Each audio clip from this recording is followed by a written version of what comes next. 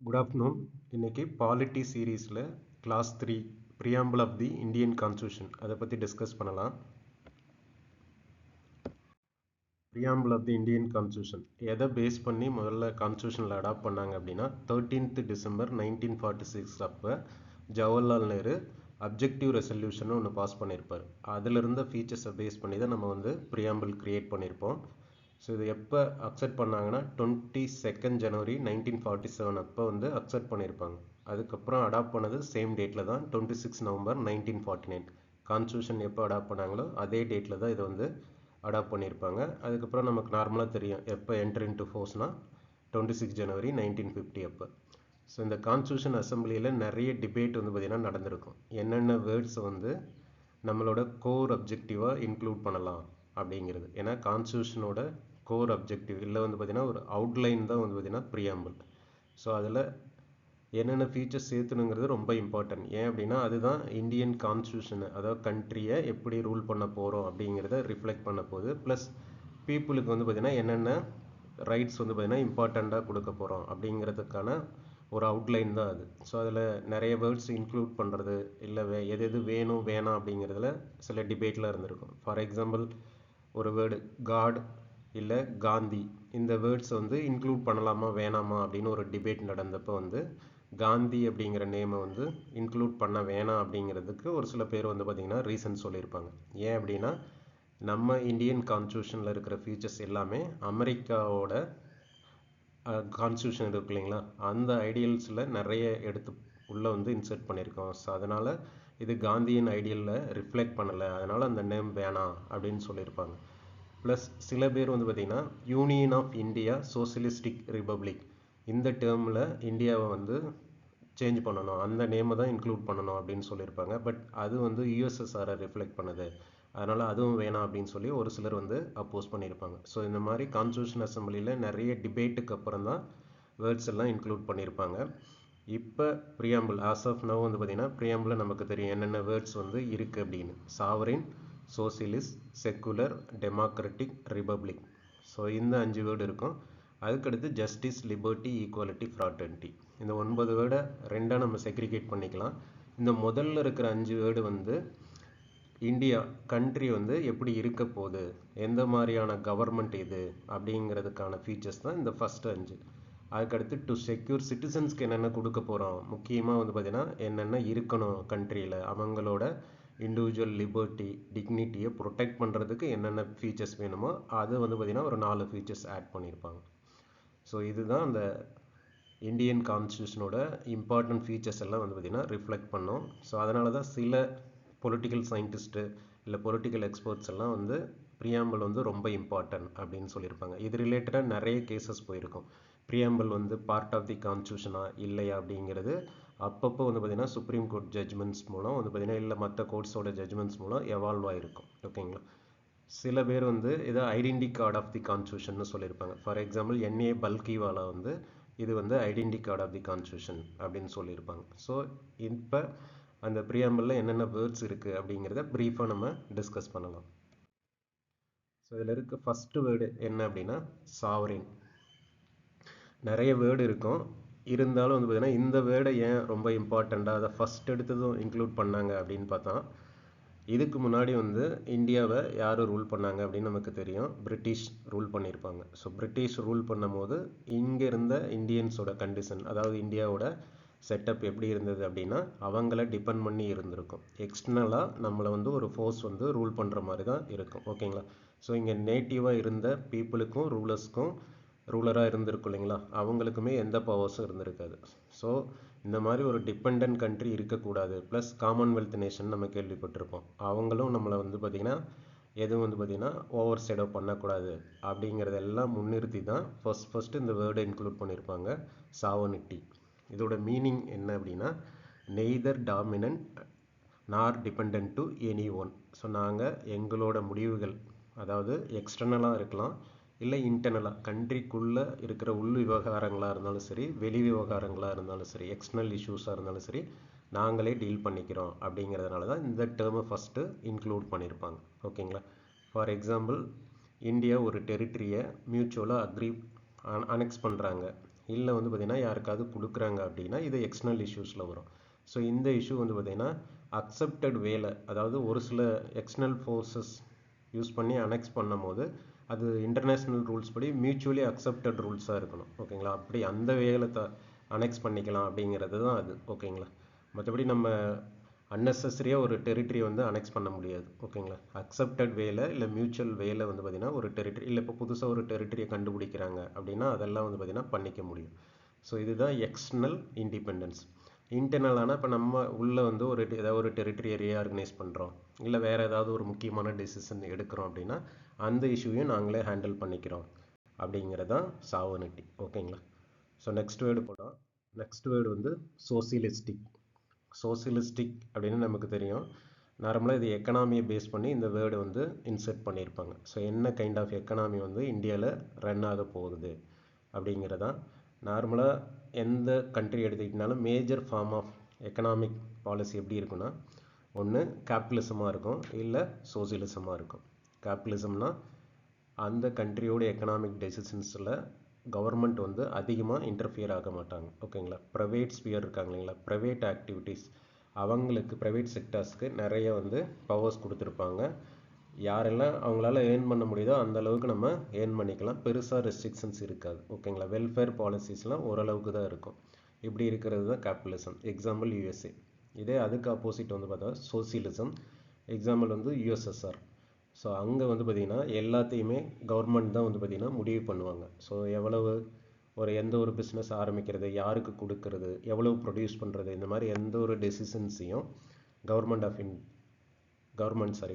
Of Russia தான் எடுப்பாங்க அந்த இடத்துல. ஸோ அதே மாதிரி தான் இப்போ இந்த ரெண்டு இதில் நம்ம என்ன அடாப்ட் பண்ணலாம் அப்படின்னு யோசித்தப்போ கான்ஸ்டியூஷன் அசம்பிளியில் டிபேட் போயிருக்கோம். அப்போ வந்து இவங்க என்ன சொல்லியிருப்பாங்கன்னா, ரெண்டு கைண்ட் ஆஃப் எக்கானமிலையுமே வந்து பார்த்திங்கன்னா பாசிட்டிவ்ஸ் அண்ட் நெகட்டிவ்ஸ் இருக்குது. அதனால் வந்து நம்ம பிளெண்டாக வந்து ரெண்டையும் சேர்த்து ஒரு ஃபீச்சர்ஸ் அடாப்ட் பண்ணிக்கலாம் அப்படின்னு சொல்லி தான் டெமோக்ராட்டிக் சோசியலிசம் இல்லை மிக்ஸ்டு எக்கனாமி அப்படிங்கிற ஒரு கான்செப்ட் வந்து ப்ரப்போஸ் பண்ணியிருப்பாங்க. இங்கே கவர்மெண்ட்டு வெல்ஃபேர் மெசர்ஸும் எடுப்பாங்க, ப்ரொவைடர் ப்ரைவேட்டும் வந்து பார்த்திங்கன்னா அவங்களோட டெவலப்மெண்ட்டுக்கு ஒர்க் பண்ணிக்கலாம். பட் அவங்களுக்கும் சில ரெஸ்ட்ரிக்ஷன்ஸ் இருக்கும். ஏன்னா ஒரு சில பிஸ்னஸஸ் எல்லாம் கவர்மெண்ட் வந்து மோனோபோலியாக வச்சுருப்பாங்க. ஸோ நம்ம டிபிஎஸ்பின்னு ஒரு ஃபீச்சர்ஸ் பார்ப்போம். அதில் தெரியும் நம்ம இந்தியாவோட கவர்மெண்ட்டோட நேச்சர் என்ன அப்படின்னா வெல்ஃபேர் எக்கனாமி, வெல்ஃபேர் மாடல்னு சொல்லுவாங்க. ஸோ அந்த இதை பேசிஸ் வச்சு தான் இந்த கைண்ட் ஆஃப் எக்கனாமியை நம்ம அடாப்ட் பண்ணியிருப்போம். ஸோ ரஷ்யா மாதிரி கம்ப்ளீட் சோசியலிசமும் கிடையாது, யூஎஸ்ஏ மாதிரி வந்து பார்த்திங்கன்னா கேபிட்டலிசமும் கிடையாது. ரெண்டையும் பிளெண்ட் பண்ணியிருப்போம். அதை தான் blend of Marxism and Gandhian சோசியலிசம்னு சொல்லுவோம். சிம்பிளாக சொல்லணும்னா எல்லோரும் டெவலப் ஆகிறதுக்கு ஆப்பர்ச்சுனிட்டி ப்ரொவைட் பண்ணுறது தான் நம்ம இந்தியாவோட சோசியலிஸ்டிக் ஃபீச்சர். தென் தேர்டு வந்து பார்த்திங்கன்னா செக்குலர் வந்து நம்ம பாலிட்டியில் எல்லா டாபிக்ஸ்லேயுமே வந்து பார்த்திங்கன்னா மேஜராக வந்து ரிஃப்ளெக்ட் ஆகும். ஸோ நம்ம அடிக்கடி வந்து பார்த்திங்கன்னா இந்த வேர்டு கேள்விப்படுவோம். ஃபண்டமெண்டல் ரைட்ஸு, இன்னும் டிபிஎஸ்பி, இன்னும் ஒரு சில இஷ்யூஸ்லலாம் வந்து பார்த்திங்கன்னா இப்போ ரீசெண்டாக கரண்ட் இஷ்யூஸில் வந்து கூட வந்து பார்த்திங்கன்னா இந்த செக்குலர் அப்படிங்கிற டாபிக் வந்து பார்த்திங்கன்னா அடிக்கடி இன்டர்ஃபியர் ஆகும். ஓகேங்களா, ஸோ அது வந்து ஒரு இம்பார்ட்டன்ட் ஃபீச்சர். இது இல்லாமல் நம்ம 1973 கேசவந்தி பாரதி கேஸில் செக்குலர் அப்படிங்கிறது ஒரு பேசிக் ஸ்ட்ரக்சர் அப்படின்னு சொல்லியும் ஜட்ஜ்மெண்ட்டில் சொல்லியிருப்பாங்க. ஸோ அதை அஃபெக்ட் பண்ணுற மாதிரி பாலிசிஸ் வந்து கிரியேட் பண்ணக்கூடாது, லாஸ் வந்து கிரியேட் பண்ணக்கூடாதுன்னு சொல்லியிருப்பாங்க. ஓகேங்களா, ஸோ செக்குலரிசம்னா இந்தியாவை பொறுத்த வரைக்கும் என்ன அப்படின்னா, இந்தியா வந்து எல்லா ரிலிஜனையும் ஈக்குவலாக ப்ரொடெக்ட் பண்ணுவாங்க அண்ட் ப்ரமோட் பண்ணுவாங்க, டிஸ்கிரிமினேட் பண்ண மாட்டாங்க அப்படிங்கிறதான். ஈவன் தோ இங்கே ஹிந்து ரிலிஜன் வந்து மேஜராக இருந்தாலும் மற்ற ரிலிஜனுக்கும் அவங்களுக்கான இடம் வந்து பார்த்திங்கன்னா இருக்குது அப்படிங்கிறதான் இதோட மீனிங்கு. இது நிறைய இடத்துல வந்து பார்த்திங்கன்னா இந்தியன் கான்ஸ்டியூஷன் செக்குலரிஸ்ட்டை வந்து பார்த்திங்கன்னா ப்ரமோட் பண்ணோம். ஃபார் எக்ஸாம்பிள் ஃபண்டமெண்டல் ரைட்டில் ஆர்டிகல் 14, 15, 16 செப்பரேட்டாக வந்து பார்த்திங்கன்னா தனியாகவே ஒரு குரூப் வச்சுருக்கோம். என்னென்னா right to freedom of religion அப்படின்னு ஆர்டிகல் 25 28. இதில் ஒவ்வொரு இண்டிவிஜுவலுக்கும் ரிலீஜியஸ் ரைட்ஸ் எப்படி இருக்கும் அப்படிங்கிறது இருக்கும். இதுவுமே வந்து பார்த்திங்கன்னா செக்குலரிசம் ஃபீச்சர்ஸ் தான். பட் இந்த செக்குலரிசம் ஃபாலோ பண்ணுறதுல இந்தியாவுக்கும் வெஸ்டர்ன் கண்ட்ரீஸ்க்கும் சில டிஃப்ரென்சஸ் இருக்கும். என்ன அப்படின்னா பாசிட்டிவ் கான்செப்ட் ஆஃப் செக்குலரிசம். அங்கே வந்து ரிலிஜனும் ஸ்டேட்டும் தனியாக இருக்கும், ஒருத்தருக்கு ஒருத்தர் இன்டர்ஃபியர் ஆக மாட்டாங்க. பட் இங்கே இந்தியா வந்து மல்டி ரிலிஜியஸ் அப்படிங்கிறதுனால கவர்மெண்ட் ஆஃப் இந்தியா வந்து ரெஃப்யூஜிஸ் இஷ்யூவில் வந்து பார்த்திங்கன்னா இன்டர்ஃபியர் ஆவாங்க. ஸோ அங்கே ஏதாவது ப்ராப்ளம்ஸ் வரும்போது வந்து பார்த்திங்கன்னா அவங்களோட பாலிசிஸில் கவர்மெண்ட் ஆஃப் இந்தியா இன்டர்ஃபியர் ஆவாங்க. ஸோ இதுதான் வந்து பார்த்திங்கன்னா positive concept of secularism. The next word democratic. So இதை பற்றி நமக்கு வந்து பார்த்திங்கன்னா எப்பயுமே ஒரு ஐடியா இருக்கும். ஏன்னா டெமோக்ரட்டி அப்படிங்கிறது என்ன சிம்பிள் அப்படின்னா power rest with people. Doctrine of popular சாவரண்டின்னு சொல்லுவாங்க. அந்த டாக்ட்ரின் பேஸ் பண்ணி ஒரு கண்ட்ரியில் அல்டிமேட் பவர் யாருக்கிட்ட இருக்குது அப்படிங்கிறது தான். ஸோ டெமோக்ரஸினாவே சிம்பிளாக வந்து பார்த்திங்கன்னா நம்ம ஆப்ரஹாம் லிங்கன் சொன்ன கோடு தான், by the people for the people. So அந்த பேசிஸில் இந்தியா வந்து என்ன கைண்ட் ஆஃப் டெமோக்ரஸி அப்படின்னா indirect democracy. So direct democracy கிடையாது. பீப்புளோட ரெப்ரசன்டேட்டிவ் வந்து கவர்மெண்ட்டுக்காகவும் பீப்புளுக்காகவும் ஒர்க் பண்ணுவாங்க. ஓகேங்களா, அதுதான் வந்து indirect and representative democracy. People வந்து டைரெக்டாக வந்து சில ஆக்டிவிட்டீஸில் இன்வால்வ் ஆக முடியாது. அது எக்ஸாம்பிள் என்ன சொல்லணும்னா பொலிட்டிக்கல் இருக்கு இல்லைங்களா. ஸோ பொலிட்டிக்கல் டெசிஷன் மேக்கிங்கில் பீப்புள் வந்து டைரெக்டாக இன்வால்வ் ஆக முடியாது. பீப்புளோட ரெப்ரசன்டேட்டிவ் தான் இன்வால்வ் ஆக முடியும். ஸோ இதுதான் indirect and representative democracy. For example சொல்லணும்னா ஒரு லீடரை பிரைம் மினிஸ்டரோ இல்லை பிரசிடெண்ட்டோ ரிமூவ் பண்ணணும் அப்படின்னா பார்லிமெண்ட்டில் வந்து பார்த்திங்கன்னா இப்போ பிரசிடெண்ட்டை ரிமூவ் பண்ணுறோன்னா பார்லிமெண்ட்டில் பில் பாஸ் பண்ணி தான் ரிமூவ் பண்ண முடியும். இந்த ப்ராசஸில் பீப்புளோட ரெப்ரசன்டேட்டிவ் எம்எல்ஏ அண்ட் எம்பிஸ் தான் பார்ட்டிசிபேட் பண்ண முடியும். பீப்புள் வந்து பார்ட்டிசிபேட் பண்ண முடியாது. ஸோ இதுதான் இன்டைரக்ட். ஆனால் ஒரு சில கண்ட்ரியில் வந்து பீப்புள் டைரெக்டாக பார்ட்டிசிபேட் பண்ணுவாங்க. இப்போ ஒரு முக்கியமாக ஒரு ஏதாவது ஒரு லாஸ் தேவைப்படுது அப்படிங்கும்போது பீப்புளே அந்த பில்லை வந்து பார்த்திங்கன்னா ப்ரப்போஸ் பண்ண முடியும். இல்லை ஒரு லீடர் தப்பு பண்ணுறாங்க அப்படின்னா அவரை ரிமூவ் பண்ணுறதுக்கான ப்ராசஸையும் பீப்புளே ஸ்டார்ட் பண்ண முடியும். ஓகேங்களா, இதெல்லாம் தான் டைரக்ட் டெமோக்ரஸியில் இருக்கிற டிவைசஸ். ஃபார் எக்ஸாம்பிள் ஸ்லைடை பார்த்தீங்கன்னா தெரியும், ஃப்ளபிசைட், ரெஃபரண்டம், ரீகால், இனிஷியேட்டிவ், இதெல்லாம் டைரக்ட் டெமோக்ரஸியில் பீப்புள் யூஸ் பண்ண முடியும். ஓகேங்களா, பட் இங்கே வந்து யூஸ் பண்ண முடியாது. ஸோ அதனால தான் indirect and representative democracy. Even though பீப்புளுக்கு தான் அல்டிமேட் பவர் இருந்தாலும் பீப்புளோட ரெப்ரசன்டேட்டிவ் தான் வந்து பார்த்திங்கன்னா பார்ட்டிசிபேட் பண்ண முடியும். ஸோ நெக்ஸ்ட் வேர்டு என்ன அப்படின்னா ரிப்பப்ளிக். நார்மலாக டெமோக்ராட்டிக் கண்ட்ரி வேர்ல்டு ஃபுல்லாக இருக்குது இல்லைங்களா, அதில் வந்து பார்த்திங்கன்னா ரெண்டு கைண்ட் ஆஃப் டெமோக்ரஸி இருக்குது.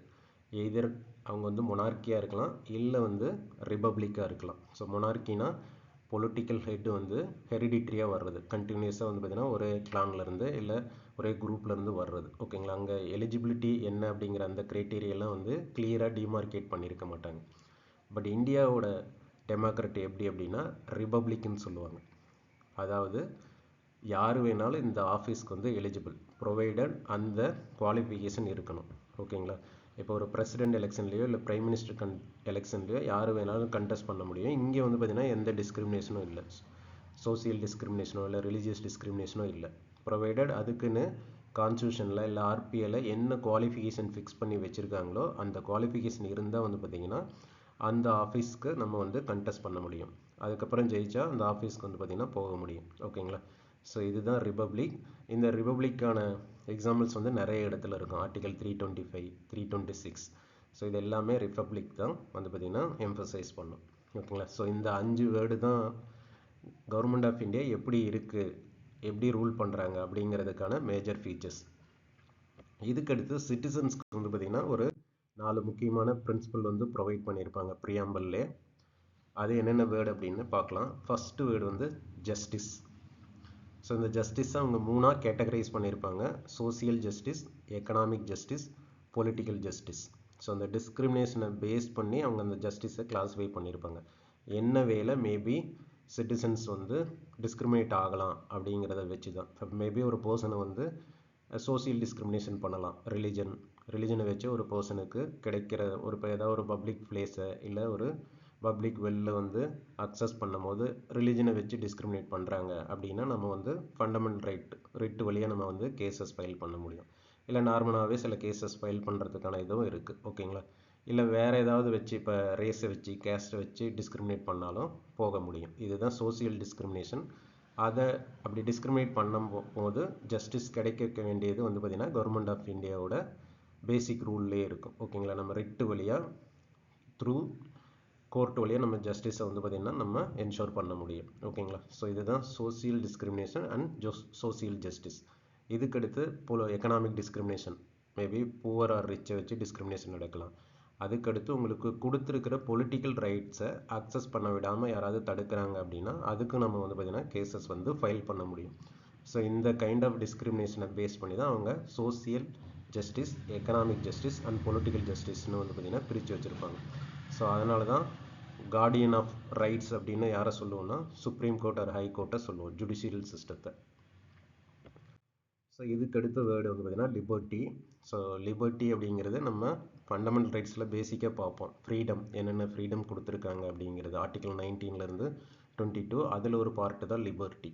ஸோ லிபர்ட்டிங்கிறது எதுக்கு ஏன் இம்பார்ட்டன்ட் அப்படின்னு சொல்கிறாங்கன்னா, ஒரு இண்டிவிஜுவலோட ஸ்கில்லை ப்ரமோட் பண்ணுறதுக்கு இல்லை இன்டெலெக்சுவல் நாலேஜை ப்ரமோட் பண்ணணும் அப்படின்னா அவங்களுக்கு வந்து பார்த்திங்கன்னா சில ஃப்ரீடம் வந்து இருக்கணும். அந்த ஃப்ரீடம் எதில் வேணாலும் இருக்கலாம், அந்த லிபர்ட்டி எதில் வேணாலும் இருக்கலாம். ரிலிஜனில் இருக்கலாம், இல்லை ஒரு ஜாபில் இருக்கலாம், இல்லை மற்ற இஷ்யூஸில் இருக்கலாம். ஸோ அவங்களுக்கு எல்லா ஆப்பர்ச்சுனிட்டியும் கொடுக்கணும் டெவலப் ஆகிறது அப்படிங்கிறது தான் liberty. But provided reasonable restrictions வந்து பார்த்திங்கன்னா அதில் இருக்கும். ஸோ இந்த லிபர்ட்டி அப்படிங்கிற கான்செப்டை எங்கேருந்து அடாப்ட் பண்ணாங்க அப்படின்னா ஃப்ரான்ஸில் இருந்து தான் வந்து பார்த்திங்கன்னா நம்ம எடுத்திருப்போம். ஸோ இதுதான் அதுக்கு அடுத்த வேர்டு. ஸோ லிபர்ட்டி கொடுத்துருப்பாங்க, ப்ரொவைடட் வந்து பார்த்திங்கன்னா அது குவாலிஃபைடு நேச்சர் தான், அப்சல்யூட் கிடையாது. த நெக்ஸ்ட் வேர்டு வந்து ஈக்குவாலிட்டி. ஸோ ஈக்குவாலிட்டி இதுவும் நிறைய இடத்துல ஸ்ப்ரெட் ஆகிருக்கும். ஈக்குவாலிட்டினா சிம்பிளாக சொல்லணும்னா options of special privileges. So ஒரு பர்சனுக்கு மட்டும் இன்னொரு பர்சனை கம்பேர் பண்ணும்போது ஒரு பர்சனுக்கு மட்டும் வந்து பார்த்திங்கன்னா நிறைய ரைட்ஸ் கொடுக்க மாட்டாங்க, ஓகேங்களா. ஸோ அப்படி இல்லாமல் இருக்கிற சொசைட்டி தான் நம்ம வந்து பார்த்திங்கன்னா ஈக்குவல் சொசைட்டி அப்படின்னு சொல்லுவோம். அதனால தான் இந்த கான்செப்டையும் வந்து பார்த்திங்கன்னா ஆட் பண்ணியிருப்பாங்க. இதுவுமே ஃபண்டமெண்டல் ரைட்ஸில் நம்ம பார்ப்போம், ஆர்டிகல் 14 18 வரைக்கும். ஸோ ஒரு பர்சனை எந்த வகையில் வந்து பார்த்திங்கன்னா ஈக்குவலாக ட்ரீட் பண்ணணும், ப்ளஸ் வேறு எதெல்லாம் வந்து அந்த ஈக்குவாலிட்டி அஃபெக்ட் பண்ணதோ அதெல்லாம் வந்து யூஸ் பண்ணக்கூடாது அப்படிங்கிறதெல்லாம் தான் ஈக்குவாலிட்டி. ஸோ இது எல்லாமே எங்கேருந்து பேசிக்காக எடுத்துருப்பாங்கன்னா இந்த ரூல் ஆஃப் லா அப்படின்னு யூகேயில் இருக்கும். ஸோ யாரும் சட்டத்துக்கு மேலே இல்லை, நோ ஒன் இஸ் எபோவ் தி லா, சட்டத்துக்கு முன்னாடி எல்லாரும் சமம் தான் அப்படிங்கிறத பேஸ் பண்ணி தான் இந்த ஈக்குவாலிட்டி கான்செப்டையும் ப்ளஸ் இந்த வேர்டையும் வந்து இங்கே இன்செர்ட் பண்ணியிருப்பாங்க. ஸோ இதுவுமே அந்த என்னென்ன வகையில் மேபி டிஸ்கிரிமினேட் பண்ணலாம், அந்த இடத்துல ஈக்குவாலிட்டி எப்படி என்ஷூர் பண்ணலாம் அப்படிங்கிற கான்செப்டோடு தான் கனெக்ட் ஆகிருக்கும். ஸோ இதுக்கு அடுத்து பார்த்திங்கன்னா முக்கியமான வேர்டு ஜஸ்டிஸ், லிபர்ட்டி, ஈக்குவாலிட்டிக்கு அப்புறம் லாஸ்ட் வேர்டு வந்து பார்த்திங்கன்னா ஃப்ராட்டர்னிட்டி. ஃப்ராட்டர்னிட்டி அப்படிங்கிறது இந்தியா மாதிரியான கண்ட்ரியில், அதாவது different cultures, different religion, different caste இருக்கிற இடத்துல யூனிட்டி அண்ட் இன்டெகிரிட்டியை மெயின்டைன் பண்ணுறதுக்காக தான் இந்த டேர்ம் வந்து பார்த்திங்கன்னா ஆட் பண்ணியிருப்பாங்க. Sense of brotherhood or sisterhood. இதுவும் நிறைய இடத்துல வந்து பார்த்திங்கன்னா இந்த டேர்ம் வந்து ரிஃப்ளெக்ட் ஆகும். ஃபார் எக்ஸாம்பிள் ஃபண்டமெண்டல் டியூட்டிஸ்லேயே வந்து பார்த்திங்கன்னா இந்த டேர்ம் வந்து மென்ஷன் பண்ணியிருப்பாங்க. ஸோ ப்ளஸ் வந்து பார்த்திங்கன்னா நம்ம பார்த்தோம் சிங்கிள் சிட்டிசன்ஷிப் வந்து ஏன் இந்தியாவில் வந்து ப்ரொவைட் பண்ணுறாங்க, இன்ஸ்டெட் டியூவல் சிட்டிசன்ஷிப் ஒரு சில இடத்துல அதாவது ஒரு சிலர் சஜஸ்ட் பண்ணியிருப்பாங்க. அதை ரெஃப்யூஸ் பண்ணிவிட்டு இல்லை இந்தியாவுக்கு வந்து சிங்கிள் சிட்டிசன்ஷிப் தான் வந்து பெட்டர், அப்போ தான் வந்து யூனிட்டி அண்ட் இன்டெகிரிட்டியை மெயின்டைன் பண்ண முடியும் அப்படின்னு சொல்லியிருப்போம், ஓகேங்களா. ஸோ இது எல்லாமே வந்து பார்த்திங்கன்னா இந்த ஃப்ராட்டர்னிட்டி அப்படிங்கிற டேர்மை தான் வந்து எம்ஃபசைஸ் பண்ணுது. ஸோ இந்த லாஸ்ட்டாக பார்த்தா நம்ம அந்த 4 வேர்டு இருக்கு இல்லைங்களா, ஜஸ்டிஸ், லிபர்ட்டி, ஈக்குவாலிட்டி, ஃப்ராட்டர்னிட்டி, இது எல்லாமே வந்து பார்த்திங்கன்னா சிட்டிசன்ஸோட கனெக்ட் ஆகிருக்கும். ஸோ இந்த எல்லா ஃபீச்சர்ஸுமே வந்து இந்தியாவுக்கு ரொம்ப இம்பார்ட்டன்ட். இந்தியன் கண்ட்ரி வந்து நம்ம எப்படி ரூல் பண்ணுறோம், என்னென்ன ப்ரொவைட் பண்ணுறோம் அப்படிங்கிறது. ஸோ ஒரு கோர் அவுட்லைன் தான் வந்து இந்த ப்ரியாம்பிள். ஸோ இவ்வளோ இம்பார்ட்டன்ஸ் இருக்கிற ப்ரியாம்பிள் ஒரு பார்ட் ஆஃப் தி கான்ஸ்டியூஷனாக இல்லையா அப்படிங்கிறது ஒரு டிபேட்டில் இருந்திருக்கும் ரொம்ப நாளாக. ஸோ அதுக்கு ஒரு கேஸ் நடந்தப்போ 1960 என்ன சொல்லியிருப்பாங்க பெருபாரி யூனியன் கேஸில் அப்படின்னா, ப்ரியாம்பிள் வந்து ஈவன் தோ வந்து வி த பீப்புள் ஆஃப் இந்தியான்னு ஸ்டார்ட் ஆகுது, கான்ஸ்டியூஷனுக்கு ஒரு அவுட்லைன் கொடுக்குது, இண்டெக்ஸ் ஆஃப் தி கான்ஸ்டியூஷன், ஃப்ரீ ஃபேஸ்னு என்ன சொன்னாலும் அது வந்து பார்ட் ஆஃப் தி கான்ஸ்டியூஷன் இல்லை, பட் அது வந்து ரொம்ப இம்பார்ட்டன்ட், அதில் இருக்கிற ஃபீச்சர்ஸை ஃபாலோ பண்ணணும் அப்படின்னு சொல்லி ஜட்ஜ்மெண்ட் கொடுத்துருப்பாங்க. ஸோ இதோட அந்த கேஸ் நிற்காது. அதுக்கப்புறமும் திரும்ப கேஸஸ் சில பேர் ஃபைல் பண்ணியிருப்பாங்க. அதில் ஒரு முக்கியமான கேஸ் தான் 1973 கேசவானந்த பாரதி கேஸ். இந்த கேஸில் வந்து பார்த்திங்கன்னா முன்னாடி சொன்ன ஜட்ஜ்மெண்ட்லேருந்து டிஃபர் ஆகிருக்கும். இங்கே வந்து preamble is part of the constitution அப்படின்னு சொல்லி அதை வந்து திரும்ப முன்னாடி இருந்த ஜட்ஜ்மெண்ட்டை ஓவர் கம் பண்ணியிருப்பாங்க. ஸோ முதல்ல நாட் அ பார்ட்னு சொல்லிட்டு இந்த ஜட்ஜ்மெண்ட்டில் part of the constitution change ஆகிருக்கும், ஓகேங்களா. அதுக்கப்புறம் அடுத்தடுத்த கேசஸில் வந்து பார்த்திங்கன்னா அதை கன்ஃபார்ம் பண்ணியிருப்பாங்க. 1995 எல்ஐசி ஆஃப் இந்தியா கேஸில் அது வந்து திரும்ப ஃபர்தராக preamble is integral part of the constitution சொல்லியிருப்பாங்க. ஸோ இது வந்து பார்த்திங்கன்னா ரொம்ப இம்பார்ட்டன்ட். நம்ம நிறைய இடத்துல வந்து பார்த்திங்கன்னா இந்த ஃபீச்சர்ஸ் எல்லாமே வந்து திரும்ப திரும்ப வந்து ரிஃப்ளெக்ட் ஆகும். ஸோ இது அப்ளிகேஷன் ஓரியன்டாகவும் சில நேரம் வந்து கொஸ்டின்ஸ் கேட்டிருப்பாங்க. ஃபார் எக்ஸாம்பிள் சில கொஸ்டின்ஸ் பார்க்கலாம். Which of the following statement is true about the last line of preamble of Indian Constitution. So இது அப்படியே அந்த நம்ம ஃபஸ்ட்டு டேர்ம் ஃபஸ்ட் அந்த ஸ்லைடு பார்த்தோம் இல்லைங்களா, வி த பீப்புள் ஆஃப் இந்தியான்னு, அதிலே வந்து லாஸ்ட்டில் போட்டிருப்பாங்க. ஸோ 26 நவம்பர் 1949 அப்போ அடாப்ட் பண்ணுறோம் அப்படின்னு சொல்லி இந்த டேர்ம் இருக்கும். ஸோ ஆப்ஷன் பியில் பார்த்தீங்கன்னா தெரியும், do hereby adopt enact and give to ourselves the constitution, அந்த டேர்ம் அப்படியே கேட்டிருப்பாங்க. ஸோ அதுக்கடுத்து இப்போ இந்த டேர்ம்ஸ் இருக்கு இல்லைங்களா, இப்போ அந்த 9 டேர்ம் பார்த்தோம் இல்லைங்களா, சாவனிட்டினா என்ன, சோசியலிசம் என்ன, செக்குலரிசம், டெமோக்ரஸி, அது சிம்பிளாக வந்து பார்த்தீங்கன்னா கனெக்ட் பண்ணுற மாதிரி ஒரு கொஸ்டின்ஸ் கேட்டிருப்பாங்க. ஃபார் எக்ஸாம்பிள் ஆப்ஷன் ஏல இருக்கு இல்லைங்களா, சாவனிட்டி அப்படிங்கிறது ஸோ நம்ம டிஸ்கஸ் பண்ணதை வச்சு பார்த்தோம்னாவே தெரியும். ஸோ என்ன ஆப்ஷன்ஸ் வரும்னு பார்த்தீங்கன்னா, complete political freedom and supreme authority. அதுக்கடுத்து பி சோசியலிசம் வந்து promoting social change to end all forms of inequality. இதை வந்து ஒரு சுப்ரீம் கோர்ட் ஜட்ஜ்மெண்ட்டில் சொல்லியிருப்பாங்க. ஈவன் தோ சோசியலிஸ்டிக் ஃபீச்சர்ஸ் இது இருந்தாலும் இதோட முக்கிய கான்செப்ட் என்ன அப்படின்னா, இந்தியாவில் வந்து இன்இக்வாலிட்டி இருக்கக்கூடாது, பாவர்ட்டியை என் பண்ணணும் அப்படிங்கிறத அந்த ஃபீச்சர்ஸ் வழியாக கன்ஃபார்ம் பண்ணியிருப்பாங்க. ஸோ அதுக்கடுத்து செக்குலரிசம் அப்படிங்கிறது நம்மளோட செக்குலரிசம் எப்படி ஃபாலோ பண்ணுவாங்க அப்படின்னா, ஆர்டிகல் 25லேருந்து 28 வரைக்கும் என்னென்ன ரிலீஜியஸ் ரைட்ஸ் இருக்குது அந்த கான்செப்ட் தான். அதுதான் வந்து பார்த்தீங்கன்னா ஆர்டிகல் 25ல் ஆப்ஷன் 3ல் இருக்கு இல்லைங்களா, freedom to profess, preach and practise any religion. அதுக்கடுத்து democracy, government of the people, by the people and for the people.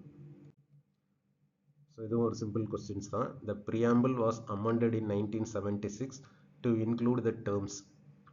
So இப்போ நம்ம வந்து அந்த 9 வேர்டு பார்த்தோம் இல்லைங்களா, அந்த 9 வேர்டும் ஒரிஜினலாக கான்ஸ்டியூஷன் கிரியேட் பண்ணும் போதே இருந்ததா அப்படின்னா கிடையாது. அதில் வந்து பார்த்திங்கன்னா ஒரு 3 வேர்டு வந்து திரும்ப இன்க்ளூட் பண்ணியிருப்பாங்க. இப்போ இந்த 9 வேர்டில் அந்த 2 டேர்ம் வந்து எக்ஸ்டர்னலாக இருக்கும். அது என்னென்ன அப்படின்னு பார்த்தீங்கன்னா, சோசியலிஸ்ட் அண்ட் செக்குலர். இந்த டேர்ம் வந்து 1976 தான் இன்க்ளூட் பண்ணியிருப்பாங்க. ஸோ ஃபார் ப்ரியாம்பில் ஒரே ஒரு தடவை தான் கான்ஸ்டியூஷனல் அமெண்ட் வழியாக சேஞ்ச் பண்ணியிருப்பாங்க, சில வேர்டு இன்சர்ட் பண்ணியிருப்பாங்க. இந்த 9 வேர்டில் அந்த சோசியலிஸ்ட் செக்குலருங்கிறது 1976 அப்போ தான் இன்சர்ட் பண்ணியிருப்பாங்க. இன்டெகிரிட்டிங்கிறது உள்ளே வந்து இன்சர்ட் பண்ணியிருப்பாங்க. ஸோ ப்ரியாம்பிள் ஒரிஜினல் கான்ஸ்டியூஷன் அப்போ எப்படி இருந்தது, அதுக்கப்புறம் 1976க்கு அப்புறம் எப்படி சேஞ்ச் ஆனது அப்படிங்கிறத வந்து பார்த்தீங்கன்னா கொஸ்டின்ஸ்.